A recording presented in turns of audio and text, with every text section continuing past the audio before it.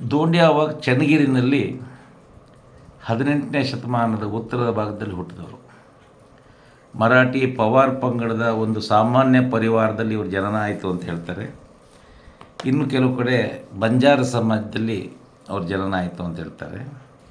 ಆ ಕಾಲಖಂಡದಲ್ಲಿ ಚನ್ನಗಿರಿ ಕೆಳದಿ ಸಂಸ್ಥಾನದ ಅಡಿಗೆ ಒಳಪಟ್ಟಿತ್ತು.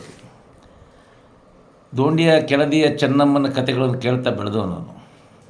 ಗುರುಸಿದ್ದಪ್ಪ ಶೆಟ್ಟರ ಗರಡಿನಲ್ಲಿ ಅಶ್ವಾರೋಹಣ, ಕತ್ತಿ ವರಸೆ, ಮಲ್ಲ ಯುದ್ಧಗಳನ್ನು ಅಭ್ಯಾಸ ಮಾಡಿ ಇಡೀ ಚನ್ನಗಿರಿ ಸೀಮೆಗೆ ಉದಯೋನ್ಮುಖ ಯೋಧನೆನಿಸ್ಕೊಂಡಿರ್ತಾರೆ.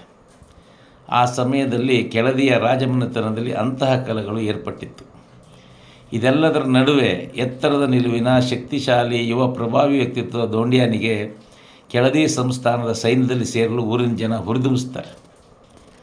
ದೋಂಡಿಯ ಕೆಳದಿ ಸಂಸ್ಥಾನದ ಭಾಗವಾಗಿದ್ದ ಶಿಕಾರಿಪುರದಲ್ಲಿ ಒಬ್ಬ ಕರ್ಣಿಕರಿಗೆ ಸಹಾಯಕನಾಗಿ ತನ್ನ ವೃತ್ತಿಯನ್ನು ಪ್ರಾರಂಭಿಸ್ತಾನೆ.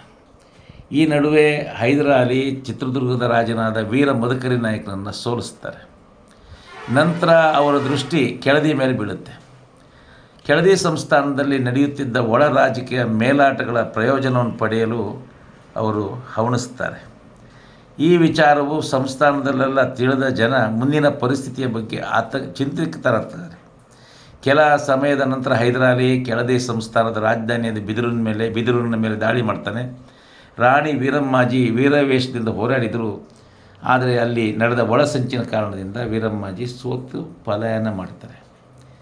ದೋಂಡಿಯ ಕೊನೆಗೆ ಅವನೊಬ್ಬ ಯೋಧ, ಮುಂದೇನು ಮಾಡಬೇಕು?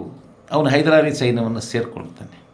ಅಲ್ಲಿ ವಿಷ್ಣು ಪಂಡಿತ ಅನ್ನೋ ಅಶ್ವದಳಪತಿ ಕೆಳಗೆ ಕೆಲಸನ ಪ್ರಾರಂಭಿಸ್ತಾನೆ.